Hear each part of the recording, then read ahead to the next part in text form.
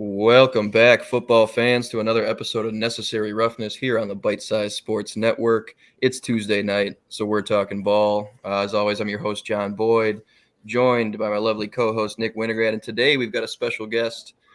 Quell, you are a huge Philly fan, so I'm excited to talk a little NFC champs with you. But let the people know where they can find you, what you're working on, and introduce yourself a little bit.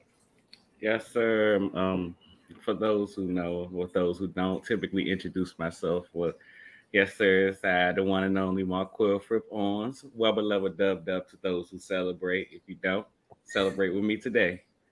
But I'm a writer over at the Philly Blitz. Shout out my guys over at the Philly Blitz. Currently working on this piece called 32 and 32. It's a series where I basically go through all 32 teams in the NFL throughout the course of a month. If you haven't heard it yet, be sure to check out my Vikings episode with Kevin Fielder. A lot of good stuff in there, a lot of good stuff. But I've basically been on a tour around the league trying to figure out what's going on in some of these locker rooms and some of these front offices and the direction some of these franchises are heading. So it's definitely something interesting to see. If you guys like draft talk, I'm big on draft season. I have my top 100. If any one of you guys want to check it out from last year, I also have a post of players who I've already started to look into for the 2024 class. So a lot of content over there for you guys to look into. Yeah, Quell and I met on Twitter. Actually, we're just mutuals on Twitter. He sent me over that Vikings episode he just mentioned. Gave it a listen. I said, "Hey, man, would you want to join us on Necessary Roughness?" And he obliged. So here we are. And I think that's your Twitter handle right there too. The Yes, at right sir. next to your name. Yep. So go follow him on Twitter if you don't already. Um, but yeah, let's get into it, man. Let's talk a little bit of Philly. I have a few questions for you regarding how you feel about the 2023 Eagles. Looking back on last year, we talked a ton about their draft class on this show for sure. I know a lot of us liked what they did in the offseason. Howie Roseman back at it again. But what is kind of the temperature on that team right now? Do you feel like this team's going to be better than last year's? And do you feel like they can get back to the big game? The NFC, we've talked about a ton on this show as well, is relatively weak, especially compared to the AFC. So, how are you feeling about the Kelly Green going into this season? Do you think they're back in the big game? And who do you feel like your competition is, I guess, in the NFC to get there? I mean, starting with the later of the questions you said, just I feel as if, wow, of course, compared to the AFC, it's hard to compare almost any of the NFC teams. The AFC feature multiple juggernaut teams, multiple juggernaut quarterbacks. So we can get into that at another time. But unlike most people, I feel like the NFC is generally more improved. It still isn't at the AFC's level, but generally more improved than it was last season. I have a few teams that I have my eye on specifically that I think could and should improve. I mean, games aren't played on paper, so we'll see how everything turns out this season. But in terms of what's going on in Philadelphia, it's funny you use the term temperature because that every time I hear the term temperature, the first thing that comes to my mind is the quarterback position, man. And it's easy to sit here and say, hey, you saw what Jalen Hurts has done that last season and blah, blah, blah. And you saw the reports that out of Philadelphia that they believe that Jalen can take another step. And we actually discussed that in one of our later pods where what exactly does that step entail? Because when you look at him statistically last season, he was at or near the top of every statistical quarterback category. So, Mm-hmm. but I think more that step more so becomes more in the mental aspect of the game, where his third year heading into the same offense, while he has a different play caller, is a guy that he's known since he was 4 years old, a guy that I would use the term inexperienced in terms of play calling at the NFL level, but he was also highly touted by a lot of football teams this offseason who would love to have him being their offensive coordinator. So there's that. So just the bit of continuity that there has there, Jalen's ability to process quickly, get the ball out, distribute quickly, becoming more of like a point guard instead of a playmaker, if you get what I'm saying. And so I think there's steps for that. Ability to get back to the big game, easier said than done, man. I mean, I love to think when you look at the Eagles roster and compare, especially how you say compared to some of the NFC, it, I would hate to toot our own horn. I'm not really one of them kind of guys, but they're pretty damn good to say the least. But even then, I was looking at a stat. I heard a stat earlier this offseason. It stuck with me to this very moment. And it kind of goes to show the type of work that the team has to go to put in to get back to this point. But it's 17 straight quarterbacks who have lost their Super Bowl debut and haven't returned, dating back to most recently Joe Burrow, and we see how talented Joe Burrow is. I mean, you can go even further back to some of the guys. Like, I mean, I know a lot of people may not think highly of them, but like Rex Grossman, but just guys who, when they get into their first chance in the Super Bowl and they don't lose, I mean, they don't win, it's very difficult to get back. And I mean, again, I spoke about how talented the roster is and volumes. You guys have spoken about the draft class. So the talent is there. I think everything is in place for them to try to, but again, easier said than done. Yeah, I mean that's a pretty realistic take. You know, it's there's always a little bit of luck that goes into a single elimination playoff run, right? Um, but I think something that Howie Roseman's always done really well is build his teams for January. And that's something we saw again in the draft. I mean, last year we talked about, wow, look at this defensive line rotation. They go grab Robert Quinn at the deadline, and you're like, Jesus, what are they?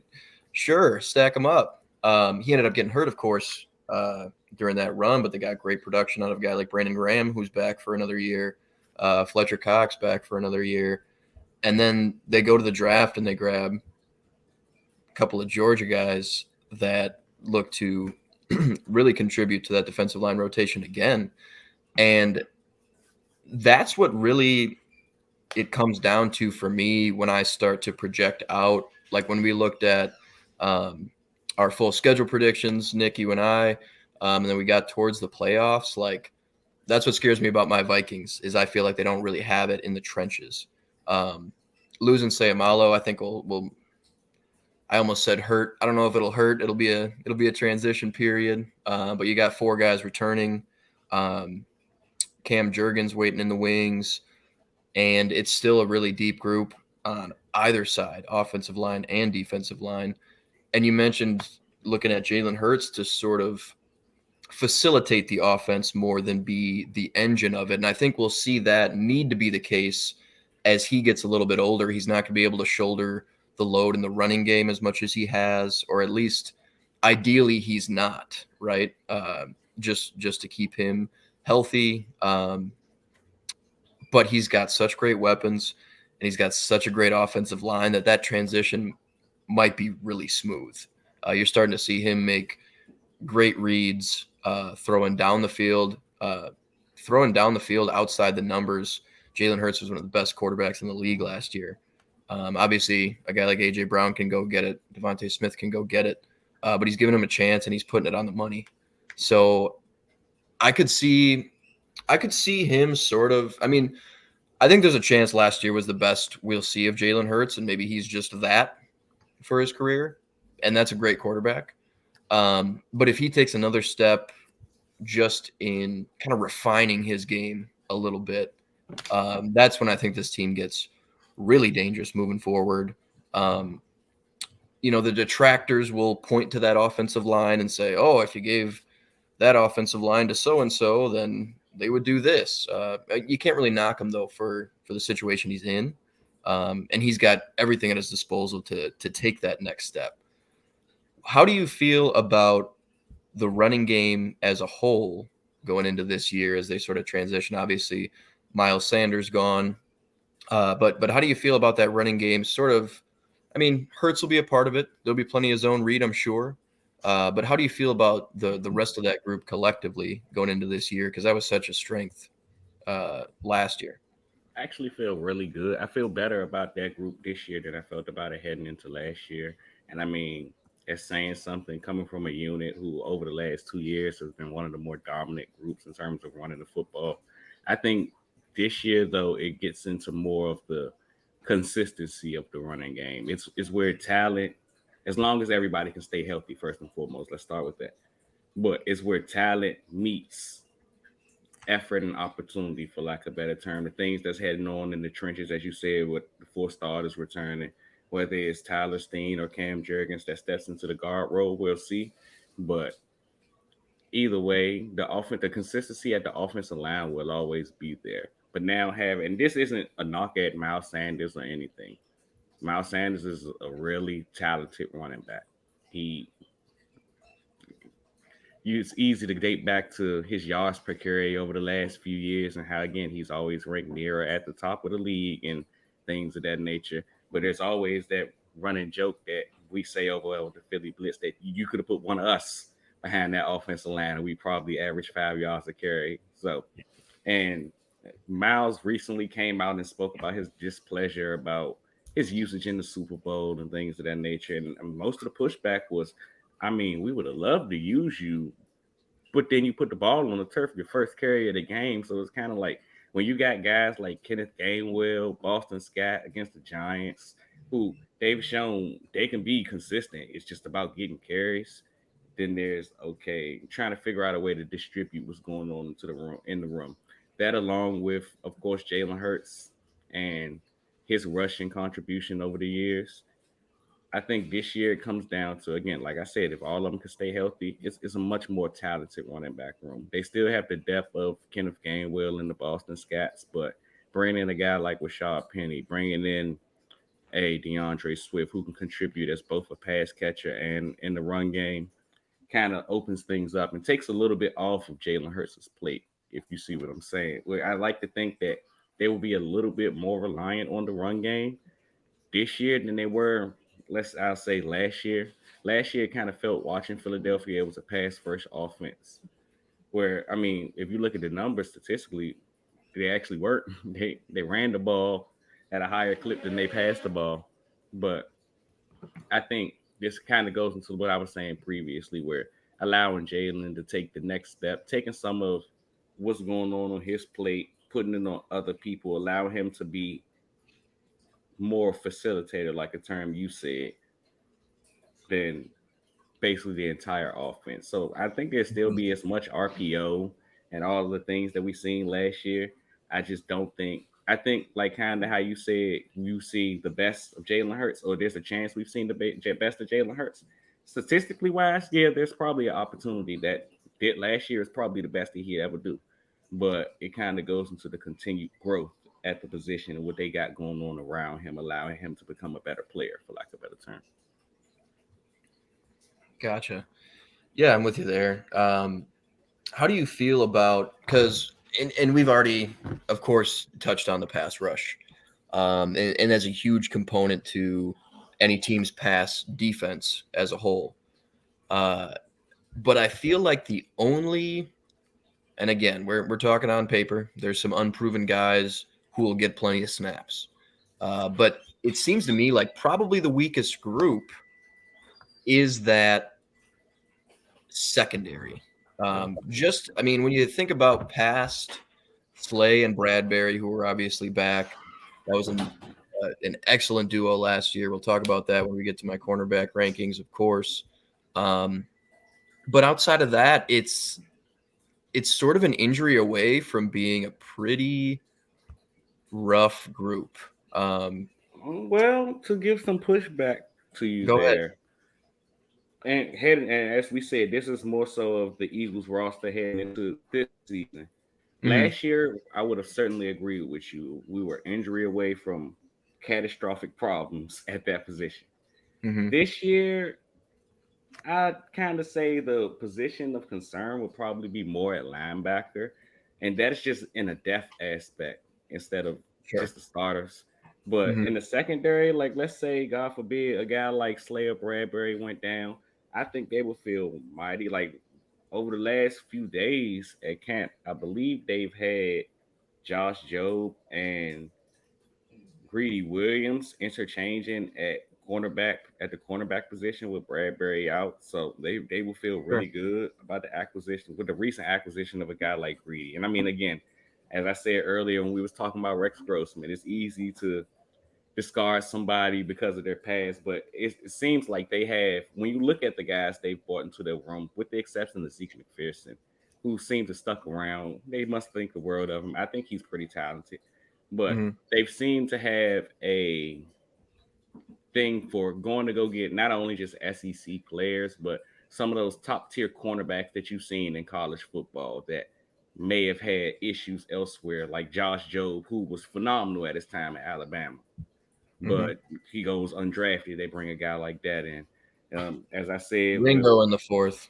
Ringo, who I was never a big Ringo fan. I think he has a lot of development to do, but having the opportunity to play behind Slay and Bradbury hopefully would do wonders for him. Again, like I mentioned with the Greedy Williams, there are guys in that room who, if they had to take snaps, they will feel comfortable about. And now, again, best case scenario, they're not playing, but it would probably be more the linebacker position, and maybe even so at safety, where of course the loss to Chauncey Gardner Johnson, Yeah, and that's the they next brought question. in Biggest right, one. Mm-hmm. I but mean, who do you feel like fills in the slot? Is it an Avante Maddox, or do you think it's a guy like Sidney Brown winning that job? see from all accounts that I've seen on tape and everything, they actually used CJGJ as a pure safety last year, and they let Avante play the slot. They only started to move CJ around as often as they did once Avante went down. And then once Avante Mm, came back, it was so I'm sure they feel pretty confident about Avante in the slot. That said, as I just mentioned about Zeke McPherson, maybe it's the thing with them bringing in guys like Ringo and Greedy Williams and things like that, where they feel like they have guys who can compete on the outside, and they want to give Zeke McPherson a chance. But he's been taking second team snaps behind Avante in terms of the slot. And again, like you said, the Sidney Brown. Sidney Brown, I've heard nothing but great things since the moment he's been drafted heading into camp. So it wouldn't surprise me if he got utilized in a similar role there. So I don't think it's a I do think the job is Avante's to be had, but I don't think it will be solely his throughout the course of the season. I like to think they would utilize each of the three in their own ways. gotcha. Yeah, Nick, you and I talked about the linebacker position a little bit a few shows back. Yeah. Finally ready for another Georgia guy to take a starting job. Nakobe Dean probably playing Mike. Mhm. Um, they brought over Nicholas Morrow from Chicago, Yep. who was fine in his relatively limited playing time. Got a lot more of it after Roquan was shipped out. He and Jack Sanborn. Um, but yeah, that's a much more unproven group. I could see them. I could see them signing like a really late uh, veteran. Maybe it's like a preseason cut or something like that. Um, but are there any other facets of this roster that you want to touch on while we're just talking Philly here? Well, yeah, Um, as oh, you I'm know, sorry. it's not Quail, just to take from you, but I loved the draft pick of Nolan Smith, right? Hmm. That was an incredible draft pick in my opinion because that's somebody I wanted Buffalo to look at, and then we ended up getting, I think it was Torrance, who obviously was my draft crush, but Smith was also somebody I was looking at. Quail, just one question I wanted to ask you about the Eagles was from like an outsider's perspective, seeing C.J. Gardner Johnson be such a stud last season for y'all. How could a team like the Eagles, who's like in that realm of your Super Bowl window is wide open right now, like not only like how could you let him go, but like how does the loss of him like affect the team as a whole, and like can that be you know can it work, next season without CJ? And do you guys have, people that can fill in for him? Because obviously he was such a beast last year. See, the latest question is the biggest question. Yeah. Do they have the horses to fill in for him? I mean, he missed his fair share of games last year, and Reed Blankenship stepped in and played phenomenal. I'm sure they're very high on Reed Blankenship in that building. There's the signing of Terrell Edmonds. Mm-hmm. So, and of course the selection of Sidney Brown. Over the first few days of camp, we've had Reed and Terrell taking first team snaps. Now, the biggest thing about the CJ thing, and it goes two ways. First, you got to think of it in the Howie Roseman aspect, where I mean, of course, you think about a guy who's 24, 25, trying to reach his first contract. You want to bring a guy like that back. So when you Just look at it traded and to you him. say, Mm-hmm. right, but even when you think about the aspect of just trading for him, they got him for a 6 round pick. They knew that was going to come back in terms of the compensatory pick, so it was kind of like a freebie. They seen the Saints, and that's the best thing about Howie. He's continuously calling. He sees windows of opportunity, understands the okay. Well, if you're going to, I see you can't pay him, and I don't know if we're going to be able to pay him, but we can use his talent this year. And it seems like y'all, it'll be better off for y'all to move him, type thing. Yep. Now, what it all comes down to is the change in defensive coordinator. As we know, Jonathan Gannon has moved on to Arizona, and we hired Sean Desai. I've spoke volumes. Me and one of my co-hosts, Pierre, spoke volumes in terms of what the safety position slash slot corner position, because he said he's spoken multiple times in terms of how interchangeable he views the two. They're similar, basically. How important that position is to how defense was being played. I mean, even dating back to Anthony Harris during his time in Philadelphia, Yep. where he led the defense in snaps the year he was the starter at free safety. So goes to show you how important that is there. Now with him moving out, and I mean, we're bringing in a similar type scheme with Sean Desai, who is more of a Vic Fangio disciple. But how it has been explained to me currently is Chauncey was very valuable because he caused turnovers. But as we understand, turnovers is a little mix of skill and luck. Yeah. Sometimes you got to be at the right place at the right time. And they don't think that's the type of production that can be continuous. That's why it was a little bit easier to let him go, is because you were very good because of the production you gave on the field, which you would hope from every player. But what if we can get a guy who, instead of just being in the right place at the right time, just did the job we asked him to, so the ball didn't even come his way? Kind of like the brand of defense where you just want the quarterback to pat the ball for a half a second longer. And again, with the pass rush that you spoke about earlier, Mm-hmm. that's kind of what they're banking on. You want to get the quarterback, will get as many sacks as possible, get the ball out of the quarterback's hands as quickly as possible before he's prepared, and hopefully guys are doing their job, and that puts them in position instead of just the hey, this guy has 6 interceptions because maybe he was in the right spot. And again, isn't a shot as Chauncey. I think the world of him. I was kind of sad we didn't bring him back at one point. After a while, the thing kind of lingered on where it felt like it was just best for both sides to split up. But I don't think that loss will be as big as many people portrayed to be.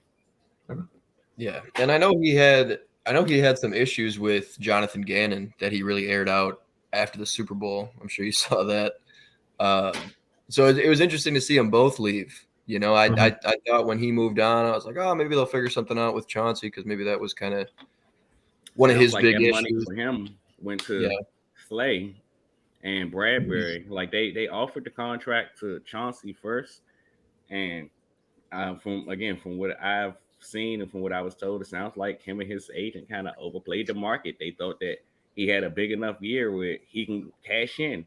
And just looking at the safety position and how it was this offseason, I mean, outside of Jesse Bates, there weren't very many people to quote unquote cash in at the position. So hmm once they kind of, I mean, as a franchise, you can only wait for so long for a player. So once he kind of showed where that's not enough for me, they had to allocate the funds elsewhere. yeah, and I think they kind of hit the next tier below Jesse Bates. You know, it was like Jesse Bates, and it was like, yeah, Terrell Edmonds, Von Bell. You know, who else is out there? I think that was a pretty good Julian sneaky Love. pickup. Julian Love, yeah. Edmonds is like 26, 25 maybe even. Hmm. Um, so yeah, I mean that's a good pickup. They stay young. Maybe not quite as much upside there, but I think he'll be a really solid player for them as well. Um, before we move on to some secondary rankings, what's your record prediction for Philly? Have you looked at the schedule? Have you gone through that kind of stuff? How you feeling? Oh man. I got standard this if we live too. So that means if I say this here, I gotta put the same thing prediction on the episode 32 and 32. But if I could give you a ballpark area, I'd see the team winning 12, 13 games around that area. I do think there is that, of course, I'm sure it's everybody who's seen the Eagles schedule has seen that stretch, whereas I think it's from weeks. I like to consider it starting from week 10, week 9, because we play Dallas, then we hit the bye, then we go on the stretch. But from weeks 11 to, I believe, 14, I think the stretch is San Francisco, Buffalo, Kansas City, and Dallas. And so, it's definitely a gauntlet to be had. Be lucky for a split right there. Mm-hmm. So outside of that stretch, I feel really confident about them starting the season off very well, which I think will be a major boost in terms of, like we said at the top, trying to get back to the initial goal of the Super Bowl, team morale, because that's the big thing. I've heard Kelsey.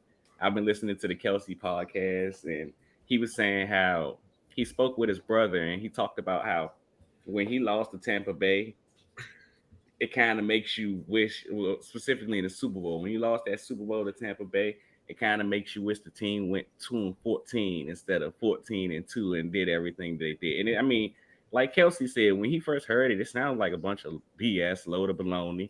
But when it happens to you, I can't even lie to you guys. Like, last season was so phenomenal for Philadelphia, so phenomenal. A lot of great plays, a lot of great highlights, a lot of great games, and I just can't go back and watch any of it because at the end of the day, it just feels like it was a failure. We got there and it just didn't work. We just got to figure out how to bring it back. Yeah, that's I feel on that. Yeah, Trevor works with us. He's a big Chiefs fan. He's hyped for that game. And I'm gonna throw this one up before we jump to our next segment and just leave that for you there. Zach's always got some fire takes in the comments. We appreciate you, Zach. We need some of those in the world, man. Like I said at the top, I'm not really the type to toot the Eagles' horns. I've been seeing too many Jalen Hurts, number one quarterback in the NFC. We need some slander. Give us something to be motivated about. Thanks. Oh, here's one more question for you too before we move on. Did you like Howie for the last 2 seasons?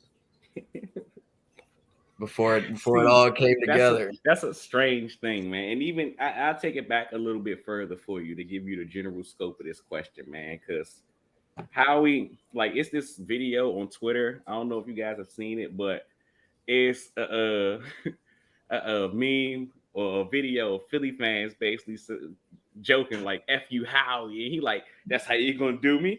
I bought you guys your first Super Bowl. You guys gonna forever be thanking me."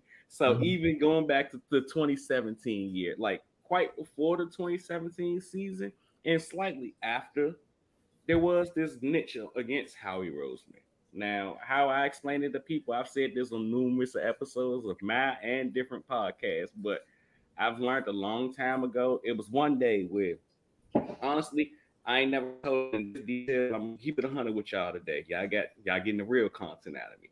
But it started when I seen Bill O'Brien get named general manager in Houston. And I kind of went and took a look at some of his track record and some of the things he was doing to trade DeAndre Hopkins, what you got back, the value at the running back position at the time. And I'm like, yo, we do a lot of complaining about Howie Roseman, and don't get me wrong, he has some misses. But boy, when you look around the league, some of these guys are not good at their job. So can you really complain about what you have in front of you? It's more like a kind of like some of these players in the same thing. It's so easy to look at a guy like Jalen Hurts, a guy like A.J. Brown, Fletcher Cox, some of these guys, like, you've been a really good player, just come out here and play good. But not everybody has their best day on the day that we coming out. Some people have bad days. And there was a point in time where Howie had his bad days. And he even said himself he had to go take a look in the mirror, go reinvent himself, and become exactly who he is. And the one thing that made me ease up on him is I had an episode where I had Brad Spielberger from Pro Football Focus on, and he kind of was telling me like how a lot of the league looked at Howie Roseman and what the Eagles front office was doing as gospel, for lack of a better term, around the league. As you can see, the amount of front office members from Philadelphia that have been hired recently, that it kind of made me step back and think like, okay, it's one of them circumstances where you get asked the question where just because this didn't work, do that mean you reinvent your whole process, or are you doing the process right and the chips didn't fall correctly, basically? Yeah, he's laying out the blueprint over there. And in like between, the two Super Bowl appearances, just what he turned Carson Wentz into, just asset return, unbelievable. And you didn't really see that play all the way out until the AJ Brown trade last year. It's pretty difficult to. It's honestly still going on because they got a second round pick for the Saints next year. That I think that second round pick from the Saints is the final finale of all this whole Carson Wentz thing and what he turned everything into. Yeah. So it's really difficult to argue he's not the best GM in the game right now. But it's infinitely more difficult to argue he's not in that upper echelon, top 3 to 5. Top 3 to 5. Especially with the long tenure he's now had, and where you can kind of zoom out and say, oh, here's how all the dominoes fell. Here's how we lined them up. It really all starts to make sense, and it feels like he has this grand plan sometimes. Just some of the moves he pulls off. The Howie memes are getting pretty funny. But I just heard his voice for the first time like a couple months ago, and his voice kind of threw me off. He was kind of like a match the name, does it? No, it does not. But yeah, no, he's been great for you guys. Let's jump into a couple more comments rolling in. Let's jump into our secondary rankings. Yeah, Trevor likes your response there. Uh-oh. That's our other co-host. Yeah, Michael, you should say it too. We could use some of that fuel in Philadelphia. Yeah. Oh shit. All right. We're gonna do safeties first. Nick, I know I've got yours in the Discord. Yep. What I'm gonna do, I was telling Quell, I am pretty technologically inept. You know how they have like reading levels, and it'll say you're like a grade 3, grade 4, and then you can barely line up with your age. My like tech age is like 8. But there's no 8-year-olds that can do something you can do. These days, most 8-year-olds might be ahead of me. I'm like an old 8-year-old. Oh man, this guy's funny. Zach, he's pretty funny. His rankings. He's honorable mention. Hey, Zachary, don't worry, man. Like I said, 32 and 32 is launching. That Giants episode should be out in 2 days, maybe 3. I'll be sure to get your fair share of Xavier McKinney love in there. Today, I don't think so. He was certainly up there for me. Him and one other guy I ended up leaving off. Spoiler. But those are I have 2 honorable mentions that I had to mention in this conversation. Go ahead. Because like the safety position is so strange nowadays. Like I like to split it up, and I don't even want to call it tiers because tiers makes it seem like someone is better than the other, but 3 different categories. You got guys like we were just mentioning earlier about the Chauncey, who Philly played mostly at safety, but he's one of those nickel guys. And then you have guys like, let's say, hell, it could probably even be 4 categories, because guys like Anton Winfield, who I like to assume as mostly cover 2 guys now. To my surprise, Tampa Bay, due to some of the injuries, they play him a lot at the slot this year. So he definitely got that off his. He got put that on his repertoire. But Murphy Bunting going down, right. But you got guys who are the cover 2 guys who are the deep half safeties, the box safeties, and then of course you got the nickel guys I just mentioned. So how do you guys go into splitting this up? So that's kind of what I struggled with too. We just went safeties, those guys that are predominantly up high. We could probably put another category as like center fielders. which is Yeah. Jesse Bates plays a lot. But I just went with safeties, just guys. If the team rolls out and they're sitting in too high, one of these two guys will be up top. And then as we kind of roll through these rankings, we'll talk about the different skill sets they bring to the table. And then, like I mentioned, I just want to bring up some of the better slot guys in the league because some of them are nominally corners, some are nominally safeties, but they line up in the slot. Like you've got your Kyle Hamiltons, who plays plenty of slot. You've got your J-Ron Curses, who's that overhang box nickel guy, but he's a strong safety. And then you've got, Mike Hilton, Kenny Moore, all these smaller corners who, again, predominantly just play in the slot. So it's tough to fit them in these particular rankings. So, yeah, we just went if you're usually at safety or you're nominally a safety, that's what we have in those safety rankings. Cornerbacks are, for the most part, going to be boundary cornerbacks. And then we'll just kind of try to contextualize all of it with how we talk about these guys and try not to leave too many guys out. Dane Belton. Oh, good Dane Belton pull. He just missed the honorable hair. Am I supposed to read this? I don't know who that is. I'm going to pull up my safety rankings. We'll put them alongside of us. I'll pull Nick's up in the Discord. We'll compare and contrast a little bit, and Quell will get your thoughts.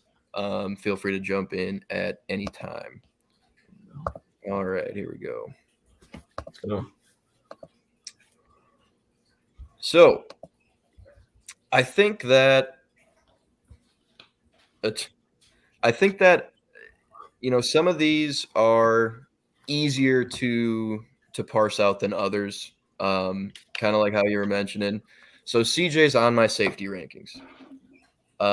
Obviously, he does a lot of different things. Antoine Winfield's on my safety rankings. A guy like Cam Curl's on my safety rankings. But these guys all do a lot of different stuff. But starting at the top, I love Derwin. I love everything he can bring. He's great in man coverage when he mans up with tight ends or what have you, or he's picking up down the field. But he's also great in the deep half. He can do just about everything from a physical standpoint, and I think it's just kind of getting to that point in his career where, from the mental side of things, it's sort of caught up to the insane athleticism he brings to the table. I think Minka's top two for me were pretty easy. And I like Derwin just a little bit more than Minka. Minka's just got that. He's just that ball hawk kind of safety, sits deep. Kevin Byard, I think, has gotten a little more underrated than he should be. There's the contract impasse with him in Tennessee. I don't know if they're probably just thinking Trevor knows I picked the Chargers over his Chiefs to win the division. It's just a homer pick, he says. But Kevin Byard has been so consistently good. And I was telling Quell when we were prepping for the show a little bit, this is sort of 2022 rankings with a little bit of 2023 projection. So it's kind of the off-season rankings, right? I'm projecting a little bit who I think is going to show out this upcoming season, but also giving some credit where it's due for what they've done in the past. Justin Simmons and Jesse Bates round out the top five for me. And then for me, it gets a little bit more interesting. For you guys, who else do you think is really in the conversation for that top five? If I were to break a tier, right below Jesse Bates might be a tier break for me. And then we get into kind of this younger batch of guys, really Winfield, Holland, and Kyle Duggar. But who else do you think really kind of would push that conversation into the top five, whether it's a Bates or a Simmons, or anybody else you would move a little bit lower than that? John. Jordan Poyer. Sorry, where's Jordan? He's on there? No. Where's he? Oh, no, he's not. Oh no, he missed it. He missed Jordan it. Poyer's a top 5 safety, John. I had him in my notes. I couldn't get there. Yeah. I saw like you and Mike's safety rankings that I was very shocked to not see Poyer. I saw Hyde. I didn't see Poyer. I was like, wait. yeah, But, I yeah. don't know if Poyer it's a to me, pick, like I think he's definitely a top 5 safety. I could see him up there. Yeah. Yeah, that's a good call. Poyer's one of them guys where he's been so consistently good that you kind of get bored with. You want to see everybody Yeah. around him. So yeah, he plays in boring one of those Buffalo. guys where I was thinking, probably thinking He closer to plays in 2023. boring Buffalo. He's a really good player. He also missed a lot of time last year with injury, so I guess his stats were kind of deflated. But over the last few seasons, he's been all pro worthy every year. So yeah, Yeah, that's a good call. He should be on there somewhere. Yeah. He should be on there somewhere. What's with Javon Harlan being so low? Yeah, high or low? Like low. I think he should be top 5. Definitely above Anton Winfield. Okay. It's starting to have a conversation with Jesse Bates. I'm not quite sure if he is surpassed, but he's knocking on his door. Yeah. No, I like Holland a lot. He's not gonna like my list then. He's another one of those do-it-all kind of guys too. They'll blitz him. He sinks down into the box. He can do it all over the top. He can man up a little bit. But yeah, maybe that's a little U of M bias for me with Winfield over him. But I was splitting hairs in the middle here for sure. And I was really low on a guy like Budda Baker.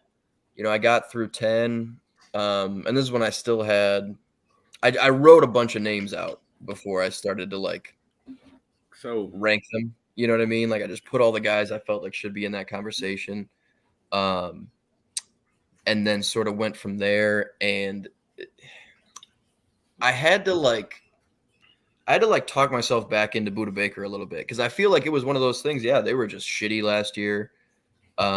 Shit called me, man. Yeah, I would have had to talk for you. And it's not even necessarily that. Like, it's one of them things where if you want to talk lifetime achievement awards, who's better? I can live with some of these on this list. Now, where it gets interesting to me is, like you said, it's kind of like a from your 2022, but heading into 2023, how I'm feeling about your list. And when I look at a guy like Budda, it kind of goes back to like I was saying a second ago when we was talking about the Eagles, where going even back to Anthony Harris, who played the most snaps on the defense. You see how valuable a guy like C.J. Gardner-Johnson was for Philadelphia last year, and you're taking the defensive coordinator who was running that defense and giving him to Budda Baker. And basically, of course, Budda has his whole contract situation to figure out. We'll have to see if he is in Arizona to be in the first place. But by all accounts, from everything that I've heard, Jonathan Gannon has been in constant communication with him. He has the playbook at his disposal. He's been studying the playbook, so he's prepared to be a Cardinal. It's just he wants to be traded. So we'll see how that goes. But if Budda Baker could get a year in Jonathan Gannon's system, I'll be convinced. I'm sold on that. That's something I really want to see. Gotcha. So you could see him being higher on this list once we see him in that defense kind of thing. Yeah. Yeah, I hear you there. And I was close to not having Tyron on here. Ooh. Just because we're talking to projecting, we're talking the age thing, but he's just so good and so versatile that I think he's going to age pretty well. And that New Orleans defense is always feisty, man. Like it always plays like they had great games against Brady's Bucks when no one else was. The defensive line, they've got obviously great veterans in that front seven with Cam and Demario Davis. Marshawn Lattimore on the outside is great. So I was close there with him. I think Cam Curl's a guy who might not get enough credit. He has been instrumental to that secondary in Washington where they've sort of been piecing it together outside of him. And then you saw a guy like Derek Forrest really come into his own alongside of him.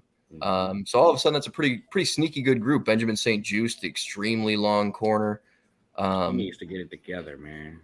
Yeah. And then you've got Manuel Forbes, first round pick. Kyle. I have no idea. I think it's Kendall. Fuller. Yeah, they got a Fuller on there. So it's a decent group, and I think he's really the driver of that. I've got Harrison Smith on here. Listen, Harrison Smith is finally going to be back in. You think about Brian Flores coming over. Ed Donatel just absolutely castrated Harrison Smith last year. He blitzed like 11 times. He was a quarters safety. And that's not what he should be doing. He should be creeping up in the box. He should be, affecting the game that way. And I mean, even a guy like Aaron Rodgers has said Harrison Smith's one of the toughest guys to play against, just because there's so much disguise that goes into what he's doing, what he's showing pre-snap. I think we'll see a lot more aggressive downhill play from Harrison Smith in the Brian Flores offense. And then I've got Quandre Diggs here. Some might say some might say he's not the best safety on his team. That's Patrick Peterson's fault. Oh, you reading comments? Mm-hmm. Yeah. Zach, listen, Harrison Smith had nothing to do with any of that. Hodgins was running past Jordan Hicks flat-footed. Bro, Patrick Peterson took to school. Like, it made me embarrassed that I was like, man, this is a far cry from my hero back in the day. I think we get Zach on the show next week. He had such great flashes too, Peterson last year. Man. But yeah, that was Zach loves talking about that playoff game, guys. We'll get him on here next week and we can talk. Yeah, we might have to. But Nick, we've got I've got yours pulled up as well, just to sort of compare and contrast a little bit. I'm just looking for names that I didn't have. Honorable mention I wanted to throw out was Talanoa Hufanga and Xavier McKinney. Hufanga's tough because that defense was so good overall, and it seemed like he was making big plays, but it's tough to parse out like how much of that was just him being a function of how the rest of the defense was playing, sort of funneling things to him. He played that robber role pretty often for them, and was kind of like the poach safety when they ran quarters and sort of opposite the passing strength. He was able to jump a lot of in breakers, and he did great with that. I just feel like there's some more safeties on this list that have a more complete game, and you can do more things with them on the defensive side as sort of a chess piece. So that was sort of my reason for leaving him off. And then Xavier McKinney, I think, is right there. I think he's going to even be better this year. He's one of my favorite players on that defense for sure. And I absolutely love what he brings, but yeah, just had to split some hairs there. Otherwise, you've got, I think it's the same names outside of Hufanga, just a slightly different. Hufanga, I got Poyer at 3, which obviously that's a difference. Yeah, Poyer's 15.5 for me. Yeah, no, he's not. So I kind of had Javon Holland really low. I had him like a little lower than Duggar, which is, I guess, kind of disrespectful. But for Hufanga, so I guess a lot of people who could say, like, if you put him in like another defense, he wouldn't do the same things that he did for the 49er defense. But like I kind of believed that early on, and then I saw him make plays that I didn't expect. I saw him make plays that I didn't see other safeties around the league make. So that's why he kind of caught my eye. I think this is also kind of a pick that I made to have him in the top 15 for 2023. Maybe not just based on 2022. I think that he has a chance to really solidify himself into that top 15 this year with some more, top 15 place. So if the defense of San Fran is still the same, I think that he'll be in that top 15. So I got a question for you, Nick. Yep. It kind of like ties in together with what we was all just talking about, but how we kind of gave the pass to Harrison Smith Mhm. for not playing with the talent and for what we know that he can do talent wise. How can you, I guess, why wouldn't you look any lower at Hufanga because he plays with the talent, which allows him to kind of showcase other things, yes, but could also give a false analysis of what's going on around them. Yeah. So I also think that Harrison Smith is kind of like on the this age is getting to me a little bit. Yeah. I think that he's Don't say it, getting up don't say it. there. I've known Harrison Smith to be a top 10 safety for the last 10 years, basically. Like ever since like 14, 15, he's been crazy good.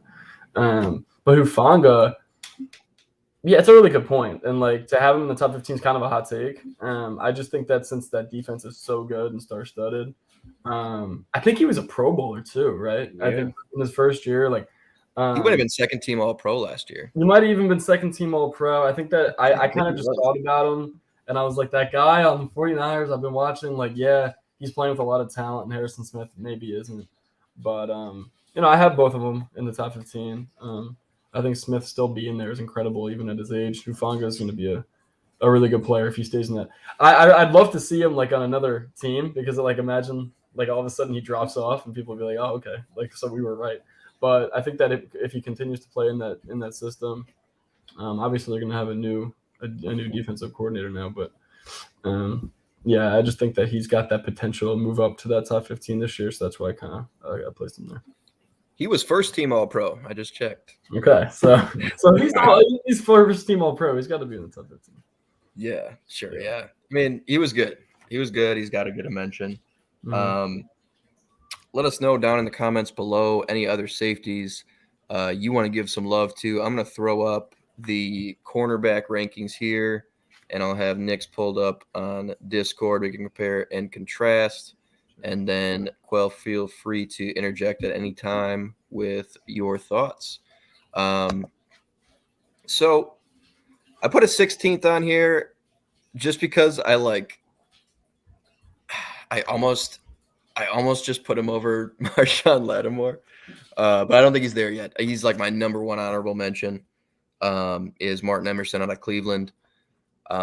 He was phenomenal last year when he saw the field. But I've got PS2 up top, Sauce at 2. Those guys are both pretty undeniable to me. Sauce has got a case of the grabbies, but I feel like sometimes it's kind of shielded by his length because like he just kind of it's like a light hug a lot of the times where he's just getting his arms all over you. Okay, so sometimes he's not even. I got a question for you. It's more my scouting mind that makes me ask this though. So at what point does like you said, the bit of the grabbies, what point does when the cornerback gets too handsy become a worry for you? It's so for the Vikings, we had this with Xavier Rhodes coming out. And Mike Zimmer actually threw some boxing gloves on him during training camp and had him do coverage drills. But I think because everybody who played the Jets, everybody in that division, Nick's probably got a play in mind where they feel like he should have been called for a DPI. Yeah. And I think it's kind of one of those things where like his length sort of helps to hide that, but it's when like, and he doesn't need to do this, is when you're relying on stuff like that to catch up. If you lose a step or if you get beat and you hang out of the jersey when they get a step out in front of you, he has such great recovery speed and he's such a long strider that I feel like it's more of like a habit than it is something he sort of needs to do to be effective, if that makes sense. I definitely, I could definitely understand that. I mean, a reason I ask because typically the first thing that comes to my mind when I think about cornerbacks and people complaining about them getting physical is more of Crocky. I don't know if you ever heard them say, but for when a receiver, what the cornerbacks are taught is when a receiver push, you pull. And I mean, when you look at a lot of these receivers out here, a lot of them breaking off at the stem of routes, giving extra hand, and all of these other things where these cornerbacks got to do something with compete. I mean, the rules are already bad enough to the offensive side where they already had a defensive advantage. So they got to do something to, you know what I'm saying? So I mean, Yeah.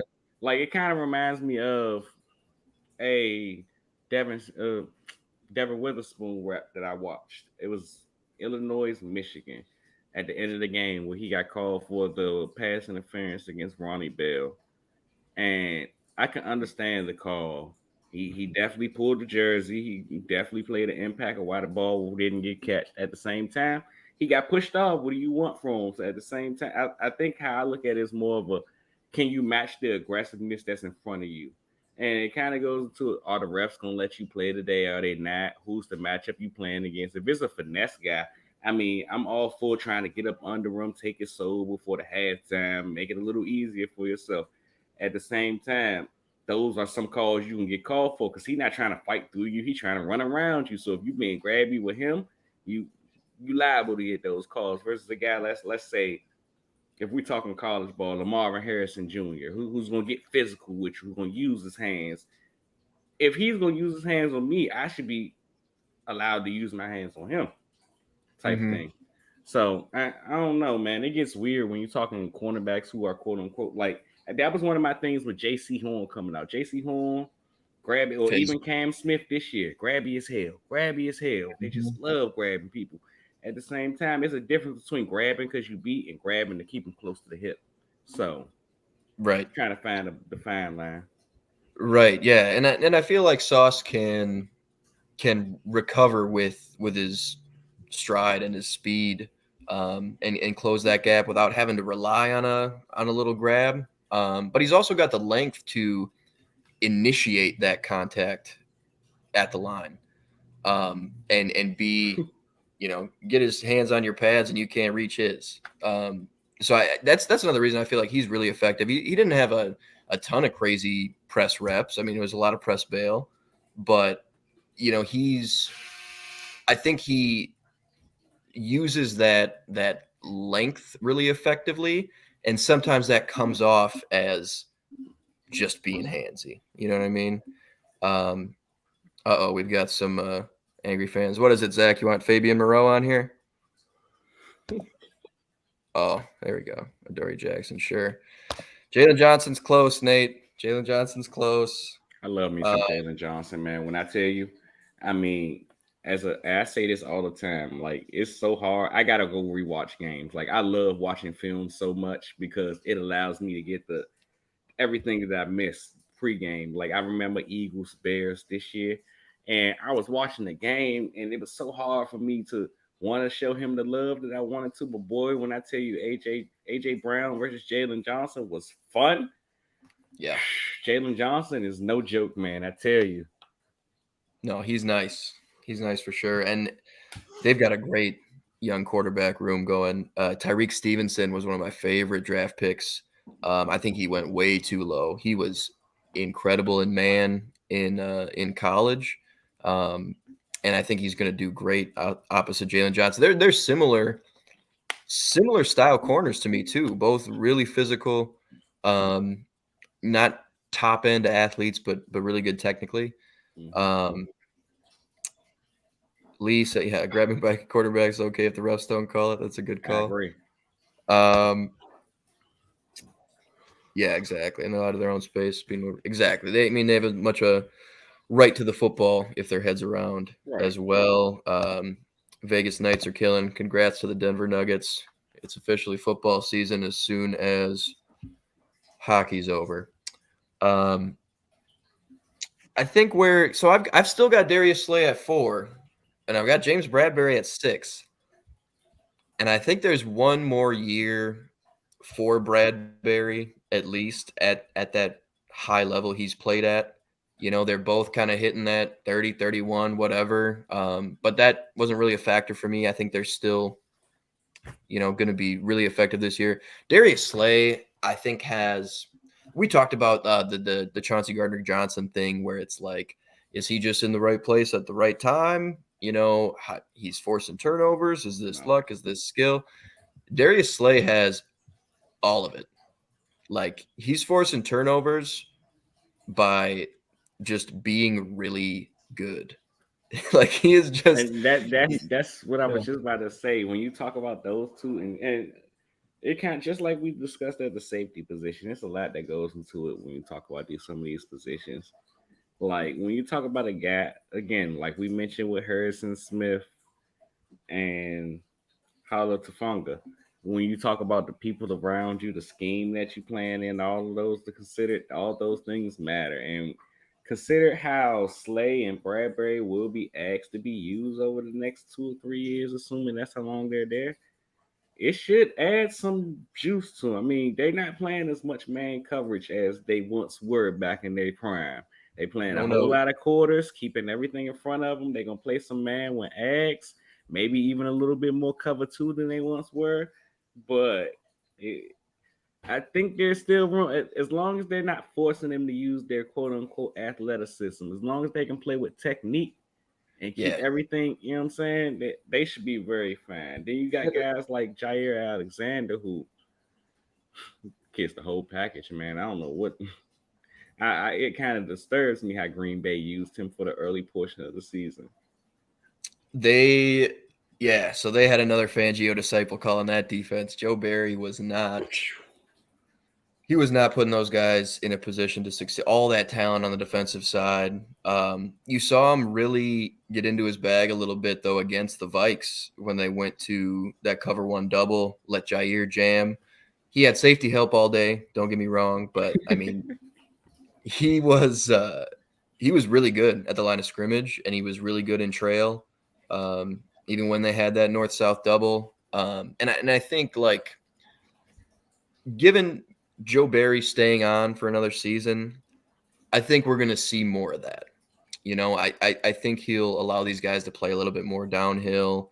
He was a lot of quarter, half, quarters stuff. They were doing all the Fangio stuff last year at a high clip like the Vikings were. And I think this year you'll see Jair kind of back to, I guess it was 3 years ago, he really burst onto the scene. He's got everything from a physical standpoint. Outside of the height, pretty average height, but still really effective on the outside. So I've got him at 7. I think we're going to see a big year back from Marlon Humphrey. He's had some injury troubles over the past couple of years, but I think we'll see kind of a bounce back from him. And JC Horn for me is right there too. We mentioned him just a little bit earlier. He's got such a physical presence. He stays really close to you. He's gonna jaw jack you at the line here and there. I saw some really, really fun reps from him in the low red zone. Like he denied a few goal line fades really well. And then I've got DJ Reed here at 10. I love that pick. I think he, outside of Jets fandom, I think he was pretty underrated last year. And plenty of that is probably a product of Sauce Gardner.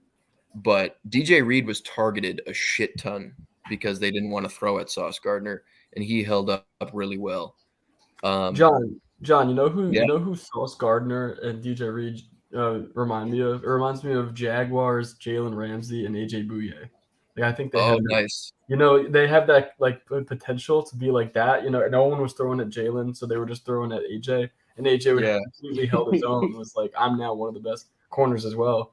I think that Sauce and DJ could do the same type of thing. Yeah, and he's just a really feisty 5'9", pretty good length for 5'9". stays effective on the boundary. I like that duo a lot. I think they've got some room to grow as well. Adrian Amos just showed up in East Rutherford. I don't know if you guys saw that today. Yeah, another Green Got that Bay deal trade today. jet.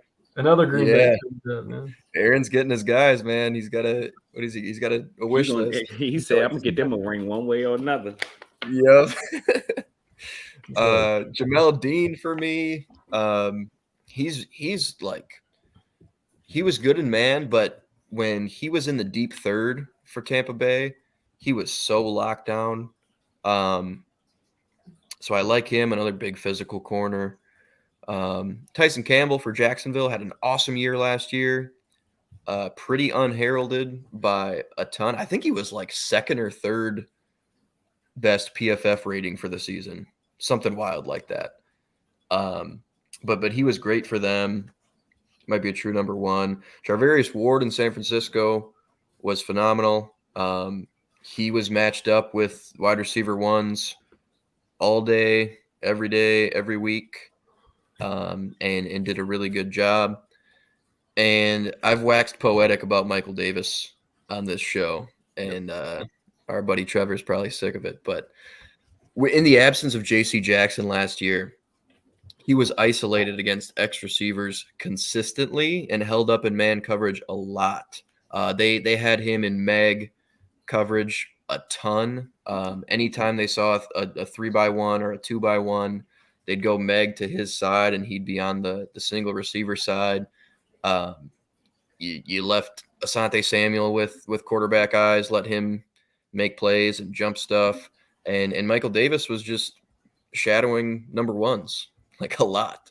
Yeah. And you don't really think of him as that kind of guy, but he's got all the tools. He had one of the fastest they do the GPS tracking. He had one of the fastest top speeds last year, actually. Mm-hmm. Doesn't seem like too much of a burner, but he's a guy I wanted to really give some love to, even outside of the honorable mention. I found a spot for him here. And then I went Marshawn Lattimore. He has some ups and downs, but I think when he's really locked in, he's one of the better man corners in the league. Flashing through my head anytime I hear or say that name is Justin Jefferson stepping over him and yanking his foot out of his hands. But yeah, I don't know. That's my top 15. I'm pulling up Nick's right now to just see if see what other names are on his so we can give some mention. You had Denzel Ward on there. Yes, I was just about to say that. I was about to say so. There's no Denzel Ward. So no Denzel Ward for me. I think Emerson might have been better. And you got Trey White on yours as well, who is in the area of my he's a guy who I'd probably have on here in that 12 to 15 range. Maybe even a little bit higher, but I just want to see it. No. I mean, coming off the torn ACL, we don't know. Yeah, but he's got that capability of being there. So exactly. Right. So he could get right back up there. There's obviously just some guys at the bottom of this list that I wanted to give some love to and start some conversation anyway.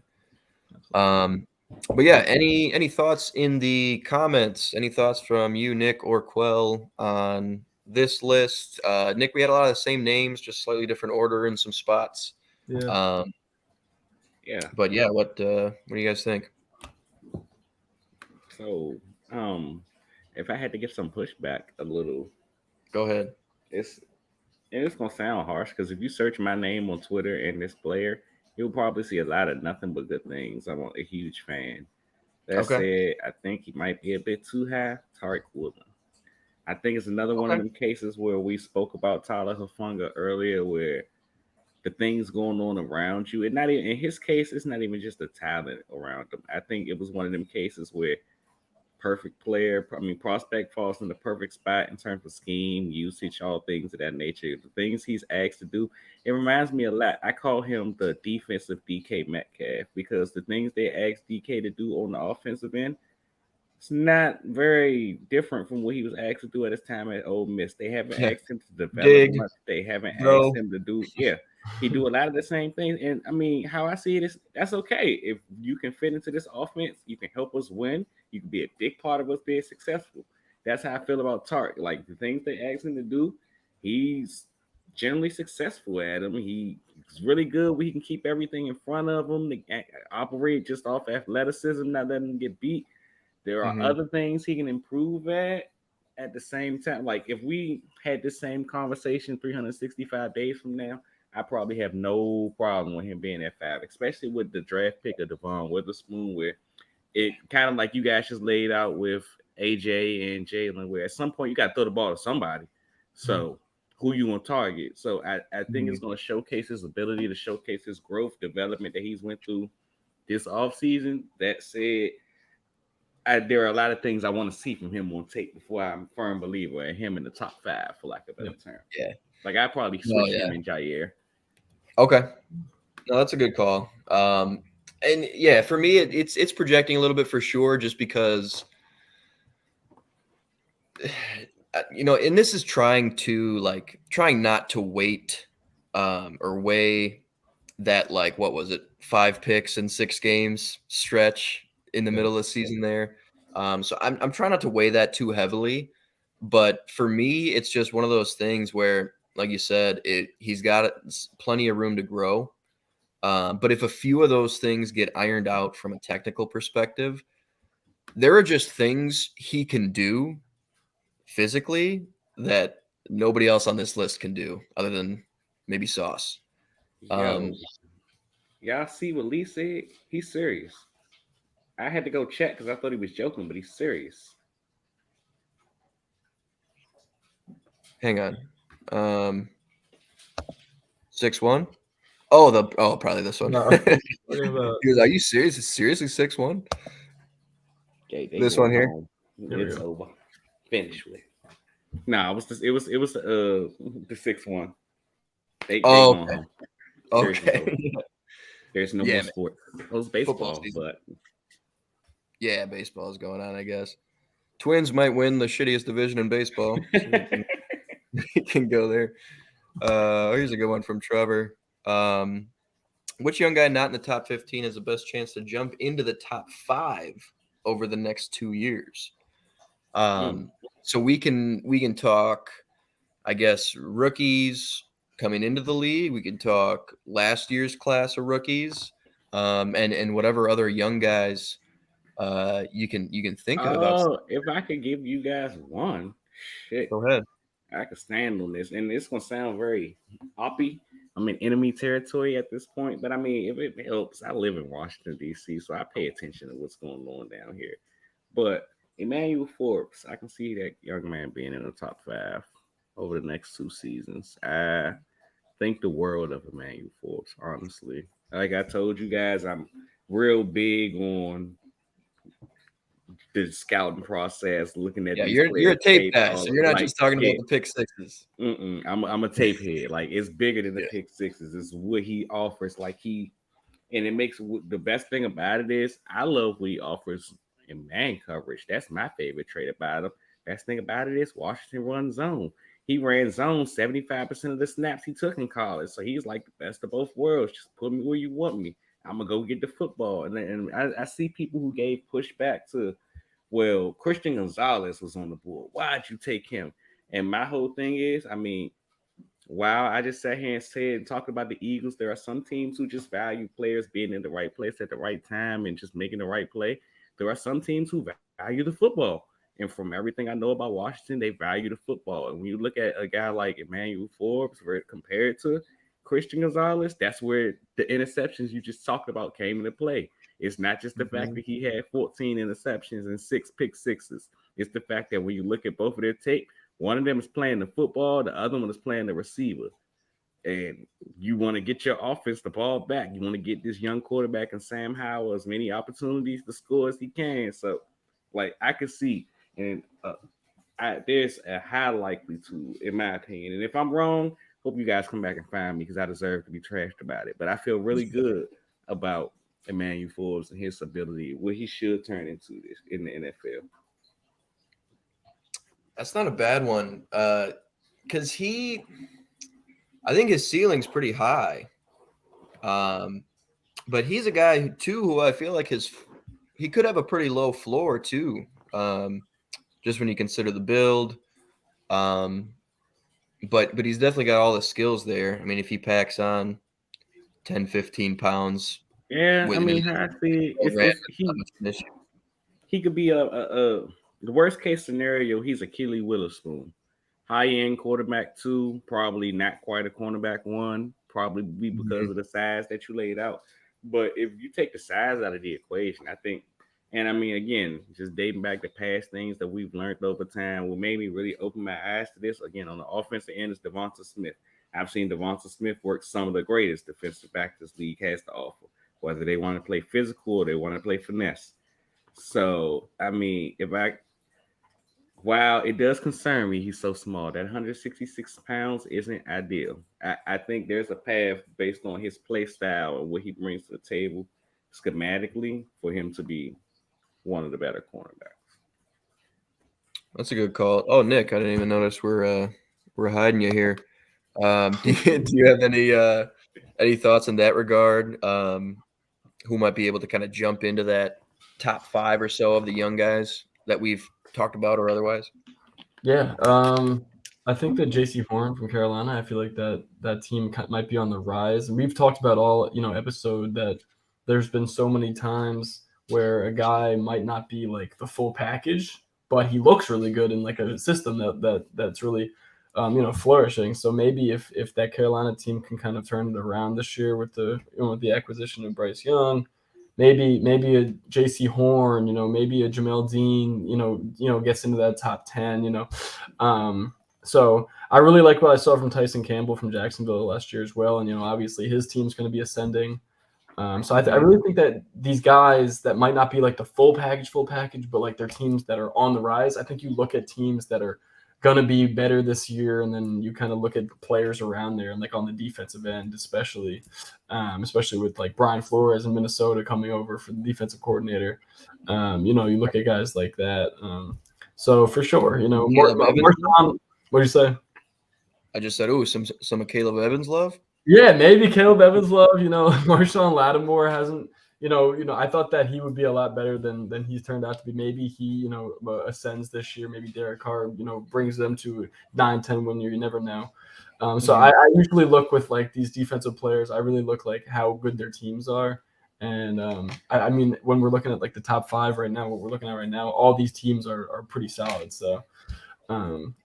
Maybe there's more system corners and safeties, but that's not a problem to me as much as it is to some other people that just want to have that full package, because there are guys that are complete studs like Jair Alexander, and their teams aren't going to win 10 games this year. So, you know what I mean? Like he might fall out all year, but I mean, the team's not going to win 10 games. So, That's all right, man. He fits right in line. Bills fan with Packer slander. Yeah, no doubt. No doubt.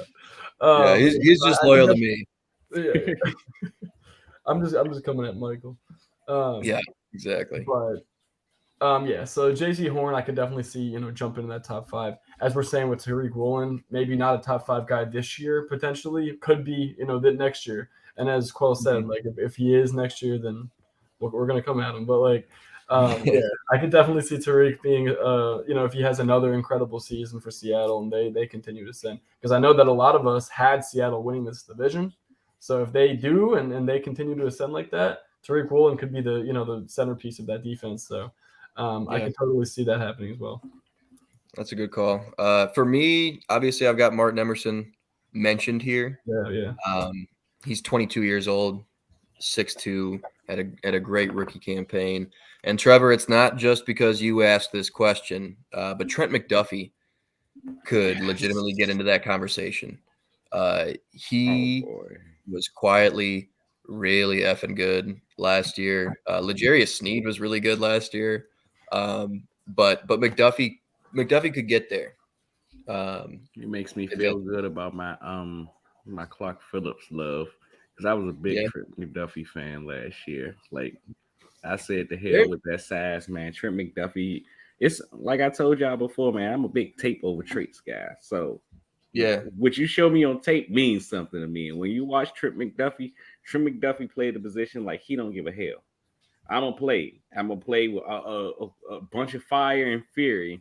And no matter who you are, who I'm lined up against, I'm gonna give you everything I got. And that's a lot of what I seen from Clark Phillips last year. His last year at Utah.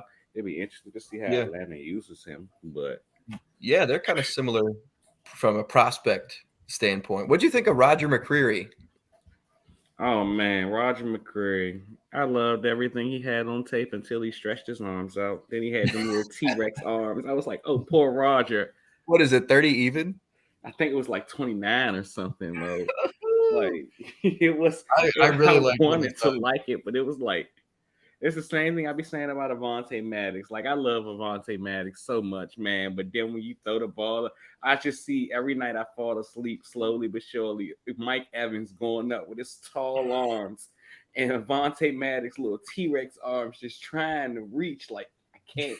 It's like when you got a little sibling and you put the ball in the air and put your hand on the head. That's what it was like. I can't get it. Yep. Yeah. Yep. The length's tough to overcome. I just wanted to ask you because yeah, he had the didn't meet that length threshold for a lot of scouts. I don't want to say I'm big on it because I mean I love what you put on tape, but it means something to me when I think it hasn't been a cornerback since 2000 or 2002, one of them to make all pro with under 30-inch arms. So it's tough. Yep. It's tough. It's tough. We've also got a Titans fan on the network as well. So I thought I'd grab your take on McCreary. I liked him at Auburn as well. Any last thoughts from either of you gentlemen on secondary stuff? We're going to get into linebackers and tight ends next week. And that'll be our last of the positional rankings. We might bust it out into tiers down the road. But instead of that, we might just do position group rankings for every team and do it that way. Do our top 10, secondaries. Yeah, top 10 O-lines, and sort of do it that way going forward. But anything else you guys want to add before we get out of here? I just got one question for you guys. How you guys feel? I see nobody had Ryan Neal on their list. I mean, I know he was a late bloomer, but I mean, how you guys feel about Ryan Neal? He was really good at Seattle, made a transition over. I believe he plays for Tampa now, but Yeah. how you feeling? I mean, only 27 years old, corner. I like him. Yeah, I think that him and Jamel Dean could be a pretty good duo next year. So yeah, I liked what I saw from Seattle. Ryan Neal, and still being at that young age, 6'3". He's a big for corner as well. So yeah, really late bloomer. Yeah, because he got a lot of minutes in basketball mode. He got a lot of snaps. You're right, late in the season when they had those injuries, kind of popped off late. Really, really good PFF grade. It was kind of like, who is this guy? But yeah, man, like he could be pretty good over in Tampa. He could be ascending too. Maybe somebody we talk about this time next year. But that's a good shout out too. Yeah, I was just trying to kind of rack my brain too. Any like glaring misses that we probably should have talked about, but I'm sure it'll come up as we get into our position group rankings going forward. Quell, one more time, let the people know where they can find you to get their hands on some of the great content you're putting out. Yes, sir. As you can see right there on the screen, if you check it out, I'm at I Know Sports, no with an N-O _ at the end.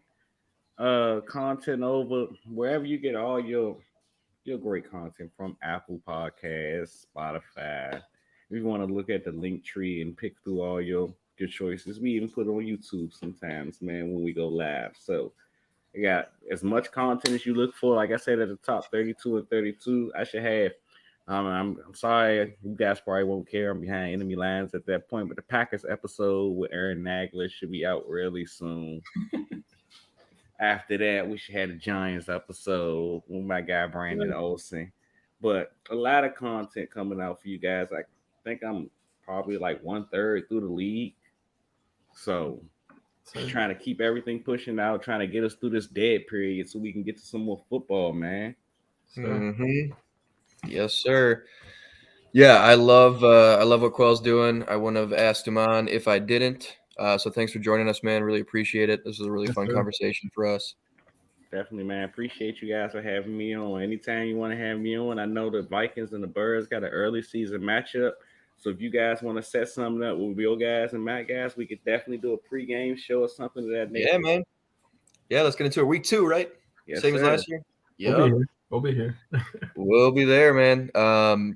Yeah, so rest of the week here, we've got Trevor, correct me if I'm wrong, but I think we've got another damn fantasy podcast tomorrow, Wednesday, here on the network. Also, Thursday show, we've got The Bounce. We'll be recapping the NBA Finals. I'll be on there for a portion of it anyway, but we've got Kev and James who run that show doing a great job. On Friday, if I'm not mistaken, we've got our early morning bite show in the morning. And then I'm sure we'll have some late night contact for you. Yep, ADP is back in action tomorrow with Trevor and Dan Portillo.